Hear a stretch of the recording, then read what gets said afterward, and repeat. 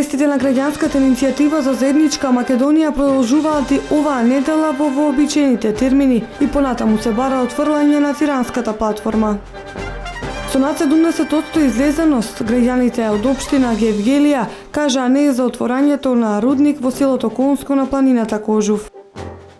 Вработените во градинките и основните училишта во Струмица апелираат до родителите да внимаваат на своите деца кои периодов се изложени на вошливост.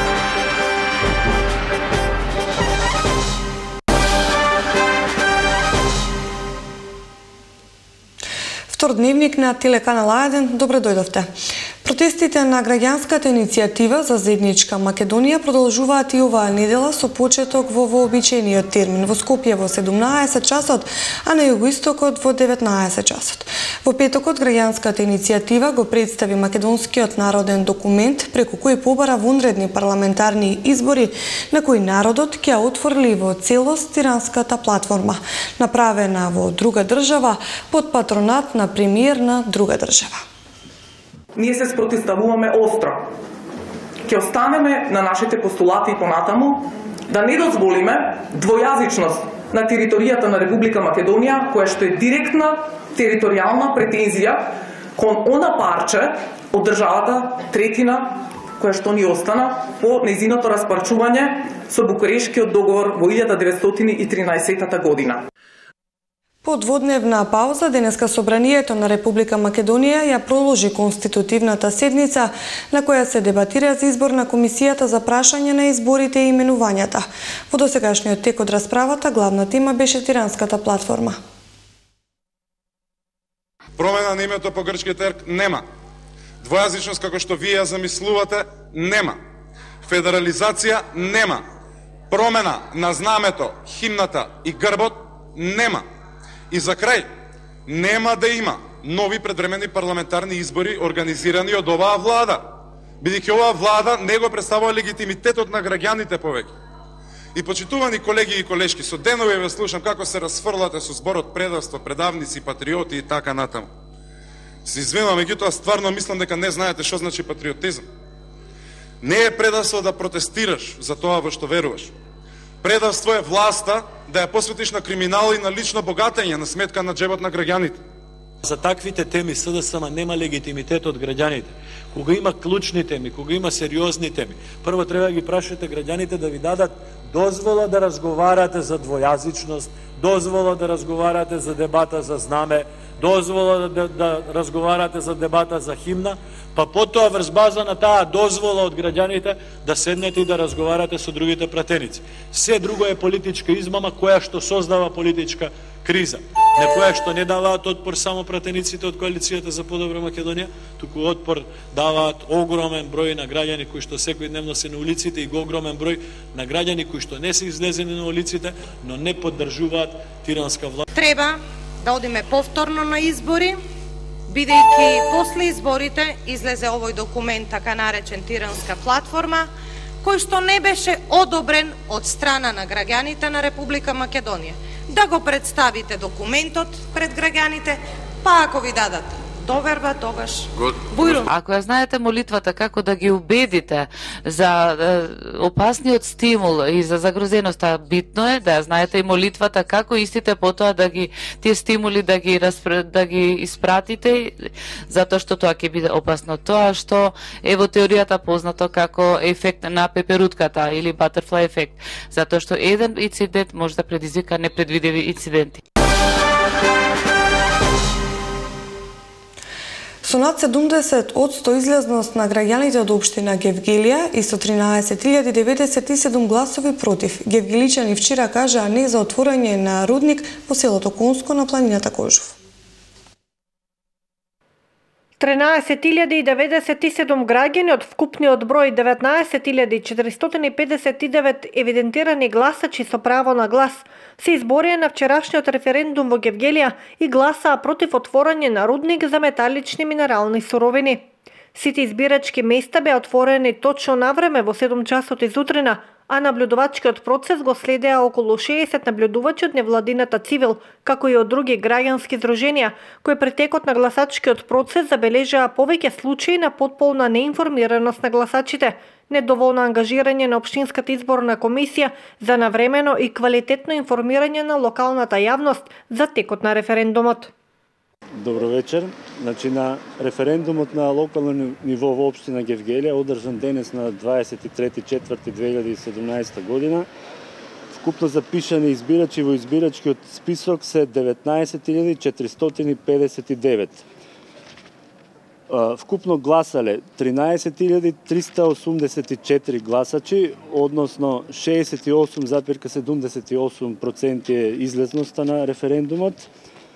Неважечки гласачки ливчиња се 133, а на референдумското прашање дали сте за или против отварање на рудници за металични минерални суровини на територијата на општина Гевгелија, за гласале 154, а против гласале 13.097 гласачи, односно 97,86% од гласачите кои излегле на гласање. Овој број од 13.097 е 67,31% од вкупно запишаните избирачи на територијата на општина Гевгелија, 19.459. Благодарам. Гевгеличани денес задоволни од исходот на референдумот ги искажаа своите ставови дека се за заштита и зачувување на животната околина, а не за отворање на рудници кои би го загрозувале животот и на идните поколенија. Уборбата за тоа што за природата е многу важно тоа, за генерациите после нас е важно тоа. Ние има природни убавини и тие природни убавини треба да се сочуват. Вчера гласањето беше успешно, сега може на некој не мој вред, некој мој вред, али јас мислам оти еколошката средина е многу важна за нас, за сите. Па народот победи. Не е глуп народ, народ знае. Па многу убаво, сигурно. Така треба. И за што викат и за децата треба, после за нив ќе биде полошо. Па тие највише оболуваат, малите деца. Ја отидов со бали уште да сум контра, против тоа. Сигурно, за друго ајде да треба да помислиш, але за ова чистотјата, за ова забавство, па кога Скопје ќе биде. Одлуката за распишување на референдум беше донесена на последната седница на Советот на општина Гевгелија, каде што советниците од сите политички партии изгласаа да биде распишан на референдум на локално ниво по иницијатива на Сдруженијето Спас за нас. Остануваме во Гевгелиско, Елем подготвен за втората фаза од ветерен парк Богданци. За нејзина реализација се потребни 24 милиони евра, од кои 18 милиони евра ќе бидат кредит, а останатите од сопствени средства на компанијата. Според директорот на АД Елем Христијан Мицковски, ветерниот парк е најсплатливата инвестиција досега, која има 25% надфрлено производство од планираното. Комплетно целата административна и логистичка поддршка за втората фаза на проектот е завршена, обезбедено е самото финансирање, но како што напомена Александар, за реализација на втората фаза потребно е задолжување, а тоа задолжување согласно законите и законските процедури ќе го третира и законот за јавен долг. По тие причини потребна е разрешница на оваа политичка ситуација, за да можеме да продолжиме понатаму со развојните проекти кои што ги има компанија. Така што очекуваме наскоро веќе да се комплетира и тој инвестиционо-технички дел и да се започне со реализација веќе на таа втора фаза.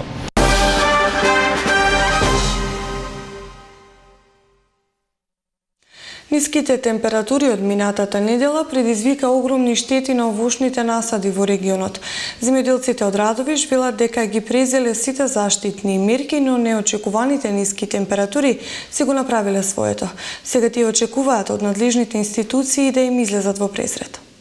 Овоштарниците на земјоделецот Раде Георгиев од селото Сулдурци Радовишко не издржаа на ниските температури кои периодов преовладуваа во Македонија. Насадите со слива, праска, кајсија, вишна и цреша не преживеа и покрај тоа што Георгиев ги испробал сите традиционални начини на заштита со грејење. Тој вели дека до 100% се штетите на насадите од просторот од Радовишката до Струмичката општина. Оваа собелина што се случи, температурите кои паднаа до -6 и мислам се заледи. Покушаваме да чадеме со гуми, со слами, со атомизеро, со вода бањаваме и апсолутно ефектот е рамно на ич, ути се заледено е. 100%. Целото поле од Радовиш па до Струмица немаме плод за да се проба од плодо. И мислам дека многу сме оштетени и бараме државата на еден начин да излезе у сусрет на нас, производителите. Георгиев секоја година си ги осигурал посевите, меѓутоа овој пат промената на времето го затекнала неподготвен и вели дека веќе нема што да се осигура. Единствено се надева на насадите со тутун. Секоја година го осигурувам и ваа година планира да осигурам. Баш пред Великден уидех за да питам за да осигурам за одмраз и до осигурителната компанија кажаваме дека до 1 април било осигурувањето на мраз. И ние немаме проблем до 1 април и сега ваа што се случи на 22 април, тоа е чудо. И сега и да осигуриме, нема на што да осигуриме, се е однесено. Тим од Министерството за земјоделство од вчера започна да врши увиди на терен за да изврши проценка на настанатите штети. Денес увиди започнаа во Пијаници Малеш, каде се утврдени штети до 100%. Денеска, односно вечерва, ги формираме комисиите кои што од утре ќе излезат на терен и ќе направат записници на сите овие овошни лозови насади за настанатите штети. И второ, имајќи во предвид дека се наоѓаме влада, бидејќи се уште неаме изаберено нова влада, е формирана комисија од повеќе институции, каде што треба да ја изнајдеме најдобрата методологија, односно по кој закон истите ќе се исплаќаат. Како што информираат од Министерството за земјоделие и Државниот инспекторат, согласно законот штетите се исплаќаат до 100% и не е стрикно утврдено колкав ќе биде процентот на исплата. Пролетните мразови во април и лани предизвикаа големи оштетувања кај овошните насади во регионот, предизвикувајќи штети од неколку илјади евра. Земјоделците наскоро ќе ги добијат за останатите субвенции, уверуваат од Министерството за земјоделие. Во буџетот има пари за исплатата на 50 милиони евра кои остана, но застојот е поради судири на Законот за избори и Законот за земјоделство и рурален развој.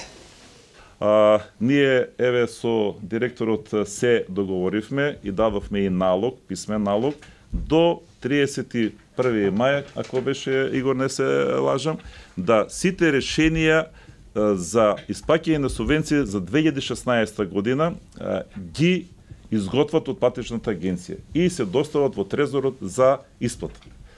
Во однос на 2015 година веќе се изготвени и се доставени до трезорот, така да со отклонување на овие законски пречки земјоделците ќе си добијат своите субвенции. Првиот повик од ИПАР-2 програмата, кој што е објавен од денес, е на располагање со 12 милиони евра за инвестиции, материјални инвестиции во земјоделски стопанства, 11 милиони евра во материјални инвестиции во земјоделски рибни производи и 3 милиони евра во диверзификација на рурални средини. Тоа што е промена од претходниот начин на работење, односно ИПАР-1 програмата, е што за време на аплицирањето со помош на вработените од МЗШВ кои што ќе ни бидат на располагање и советниците од Агенцијата за поткрепување на развој на земјоделството, за многу кратко време апликантот ќе знае информацијата што треба да дополни во однос на документација и дали ќе биде одобрен или одбиен. И покрај многобројните препарати и начини да се ослободат децата од вошките, сепак голем дел од родителите не обрнуваат доволно внимание и не ги чистат од вошки. Вработените во градинките и основните училишта постојано апелираат до нив да внимаваат пред да ги пратат децата во градинка, бидејќи оваа појава е се почеста. Вошки почнале да се појавуваат во некои струмички градинки, но навреме е спречено нивно ширење. Иако живееме во 21 век, сепак појавата на вошливост е честа низ градинките во Македонија. Токму децата за прв пат со вошки може да се сретнат при посета на предучилишна институција. Периодов појава на вошки, освен кај дечињата во детските градинки, има и кај основците. Денес во редакцијата на телеканал А1 се јавија загрижени родители кои сметаат дека медиумите се добар канал да се упатат апели до родителите повеќе да внимаваат на хигиената на децата. Нашата екипа ја исконтактира управата на детската градинка Детска радост, откаде не информираа дека не се работи за голема бројка за да се создава паника кај родителите, но дека и понатаму остануваат апелите до родителите да преземаат превентивни мерки.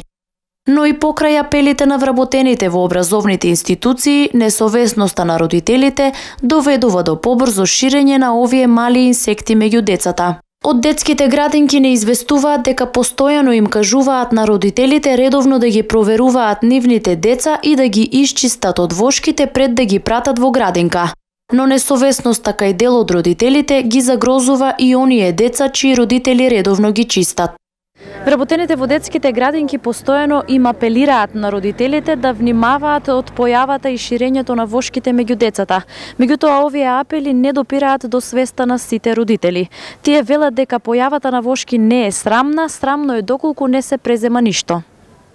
Вошките како мали инсекти без крилца се пренесуваат лазејки од глава на глава.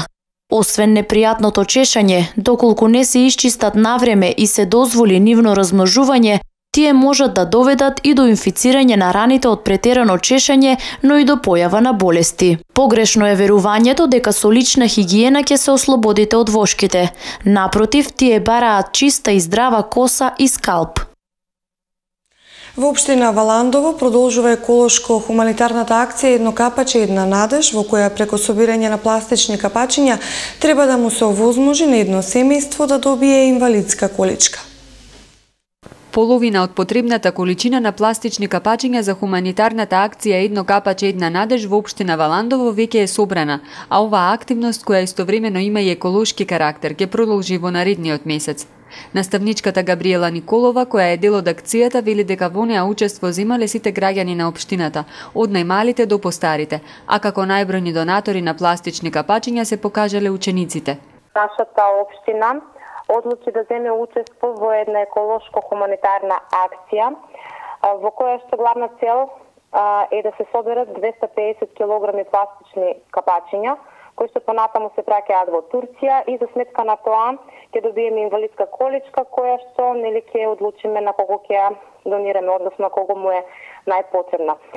Собирни пунктови за кампањата која почна од првиот ден на пролетта и денот на екологијата 21 март се поставени на повеќе локации низ сите населени места во општината, пред училиштата, градинките и локалната самоуправа. Во самата акција земаа учество, значи сите граѓани на општина Валандово, меѓутоа би сакала да ги пофалам учениците од основното општинско училиште Јосип Брз Тито Валандово, бидејќи најголемиот број пластични капачиња беа донесени од страна на овие ученици. До сега собрани се околу 130 кг пластични капачиња, така што за да ја постигнеме нашата цел, потребни ни се уште 120 кг пластични капачиња и затоа акцијата ја продолжуваме. Со тоа што овој пат нема зададен рок, но искрено се надеваме дека граѓаните ќе земат повторно активно учество и дека од прилика за еден месец ќе успееме да постигнеме нашата цел. Оваа акција е започната од страна на Македонската медицинска студентска асоциација и се спроведува низ повеќе градови во земјава. Струмица и Радовиш го одбележаа денот на книгата. Присутните ја слушна универзалната порака напишана од македонскиот филозоф Иван Джепаровски, посветена на значењето на книгата во општествениот и духовниот развој на човештвото. По книгите со реток крој. На страниците бели поглед фрли, кога тешки мислите обземаат, кога соменасто од корен ке те пресече. Одај рака на книгата, таа силно во нова авантура ке те вовлече. Струмичката и Радовишката библиотека го одбележаа Светскиот ден на книгата и авторското право 23 април, кој во 1995 година е избран од УНЕСКО символично како датум на кој во 1616 година починале двајца великани на светската книжевност, Вилјам Шекспир и Мигуел де Сервантес. Библиотеката браќа Миладиновци од Радовиш ги додели наградите на најдобрите ученици на тема книга.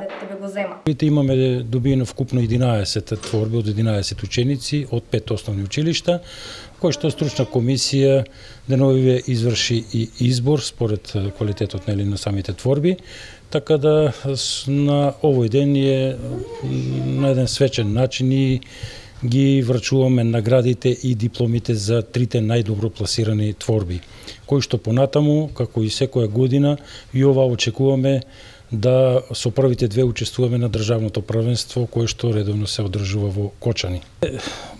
Прво и трето место се ученици од Општинското основно училиште Крсте Петков Мисирков, додека второто место го освои ученичка од Општинското основно училиште Орце Николов од село Ињево. Книгата има универзално и непроценливо значење за човештвото, дека е средство која го изразува и во исто време ја зачува културната разноликост на народите. Пораката на македонскиот филозоф и поет доктор Иван Джепаровски ја прочита директорката на библиотеката Благо Јанков Мучето. Сепак, Еко во своето предавање најмногу внимание му посветува на третиот вид на меморија. Он е врзан со растителното помнење и заснован на записите врз папирусите, а потем и врз книгите направени од хартија, испишани рачно или отпечатени во Гутенберовата преса. И иако Еко во своето предавање најмногу внимание му посветува на минералната и на растителната меморија, што е сосем нормално, зашто се врзува за отварањето на најмодерната библиотека во Египет на просторот на најстарата, онаа на Александра, а предавањата тој ги завршува со зборовите на Благослов: нека биде долговечен овој храм на растителната меморија.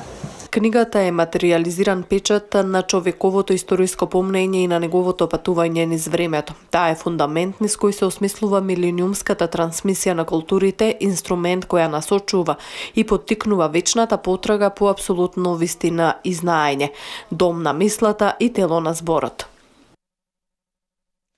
Учениците од Основното општинско музичко училиште Боро Џуни учествуваа на најстариот надпревар за гитара на Балканот, кој што се одржа по 21 пат во Кюстендил, Република Бугарија, и постигна одлични резултати. Тие се надпреваруваа во повеќе категории, како соло, камерна музика и се вратија наградени. Тоа е навистина најстариот надпревар на Балканот, бидејќи постои без прекин 21 година. Прв пат се има одржано 1996 година и до ден денес постојано се развива. Јас имам прилика да се запознам и со историјата на надпреварот, каде во првите години имало само едно жири, да денеска, да кажеме, ова година има 3 жирија. Тоа е од причина бидејќи има навистина голем број на ученици и трае 3 дена. Значи трите жири комисии работат во исто време за да постигнат за 3 дена да ги преслушат и да ги оценат надпреварувачите кои се пријавени. И сега замислете вие за каков надпревар станува збор. Таму има од сите категории, да кажеме, повеќе од 150 ученици и студенти.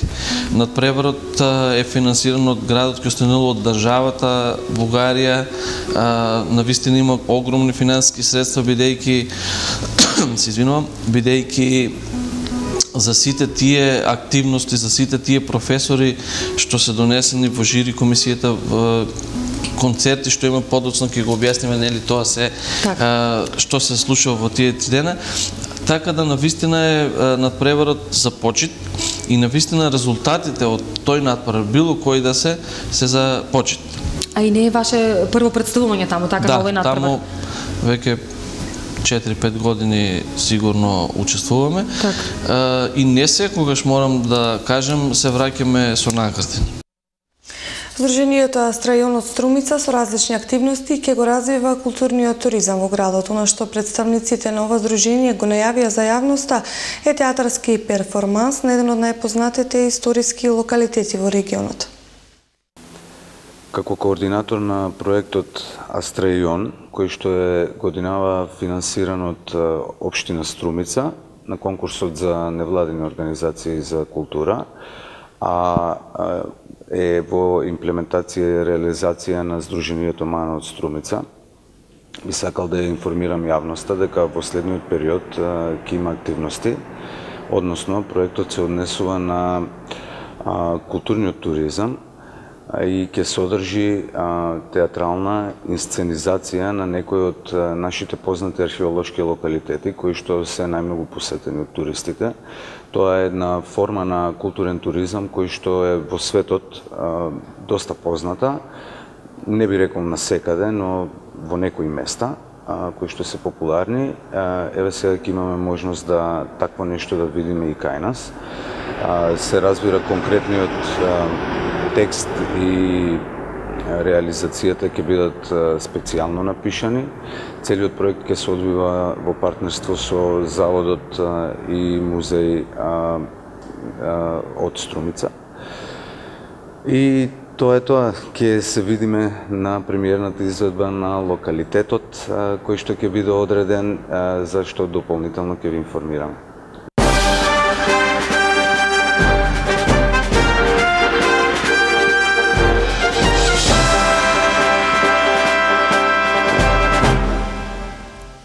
И за крај овој дневник вестите од светот и регионот. Шефицата на европската дипломатија Федерика Могерини замина во прва посета на Русија, каде ќе има средба со рускиот министер за надворешни работи Сергеј Лавров. Главна тема на разговорите според агенциите ќе биде Сирија, но на агендата се и Либија, Блискиот Исток, Иран, Авганистан и конфликтот во Источна Украина. Могерини и претходно имаше состаноци со Лавров на маргините на меѓународните самити, но првпат е во официјална посета на Москва.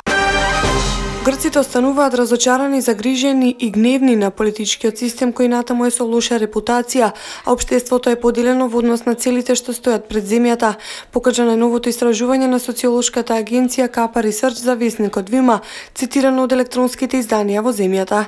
Ньюсин пишува дека ова разочарување и збунетост царува веќе 7 години, откако на малиот остров Кателиорзо тогашниот премиер Јоргос Папандреу соопшти дека Грција ќе бара активирање на спасувачкиот план на Европската Унија. Во врска со ова, меѓу 60,5 и 72,5% од анкетираните одговараат дека на последните 4 парламентарни изјаснувања се гласало погрешно, поддржувајќи го овој план. Председателот на Албанската демократска партија Люлзин Баша вчера повика на засилување на протестите против власта и за денеска најави блокада на главните патишта.